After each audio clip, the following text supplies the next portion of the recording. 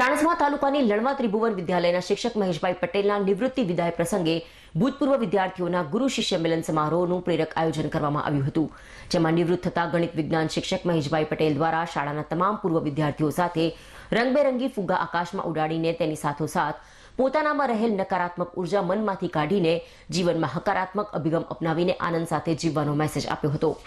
લણવા જૂથ કેળવણી મંડળ સંચાલિત ત્રિભુવન વિદ્યાલય લણવાના શિક્ષક એમ.બી. પટેલ દ્વારા શાળાના બાળકો વૈજ્ઞાનિક અભિગમ તરફ પ્રેરિત કરવા માટે શાંતાવા કમ્યુનિટી સાયન્સ સેન્ટરના માધ્યમથી ગણિત અને વિજ્ઞાનના અવનવા પ્રયોગો શીખવવા સાથે ગુરુ શિષ્ય મિલન સમારોહ પ્રસંગે ઉપસ્થિત 1997 થી 2024 સુધીના તેમના તમામ ભૂતપૂર્વ વિદ્યાર્થીઓનું મિલન અને સન્માન કાર્યક્રમ લણવા વિદ્યાલયના હોલમાં રવિવારે યોજવામાં આવ્યો હતો। આ ગુરુ શિષ્ય મિલન મહોત્સવમાં જુદા જુદા વિભાગોમાં અને અલગ અલગ જગ્યાએ વિવિધ પોસ્ટ પર ફરજ બજાવતા અધિકારી કર્મચારીઓ તેમજ વિવિધ જોબ અને પ્રવૃત્તિ કરતા મહેશભાઈ પટેલ પાસે ભણેલા વિદ્યાર્થીઓએ ઉત્સાહથી આ ગુરુ શિષ્ય મિલન સમારોહમાં ઉપસ્થિત રહ્યા હતા અને તેમના શાળા સમય દરમિયાનના વિદ્યાર્થી કાળના સંસ્મરણો તાજા કર્યા હતા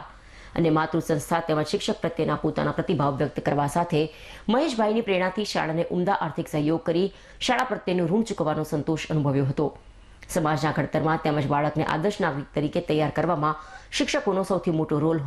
હોવાનું જણાવી તેમનું ઋણ ચૂકવવાની તત્પરતા સૌએ દર્શાવી હતી। શાળાને સહયોગી બનનાર સૌ પૂર્વ વિદ્યાર્થીઓને મહેશભાઈ પટેલ અને શાળા મંડળ દ્વારા શાલ ઉઢાડીને સન્માન કરાયું હતું। શાળાના શિક્ષક દ્વારા આ પ્રસંગ નિમિત્તે 59 વૃક્ષો વાવી તેનું જતન કરવાની સંકલ્પના કરાઈ હતી તેમજ હાઈસ્કૂલને સોલાર સિસ્ટમ ભેટ આપી હતી।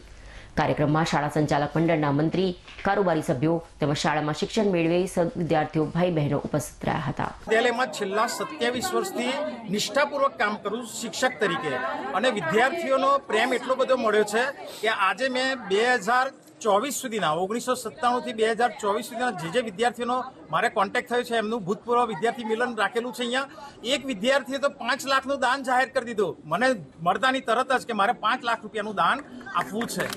અને મને એમ થયું કે આ વિદ્યાર્થીઓ હવે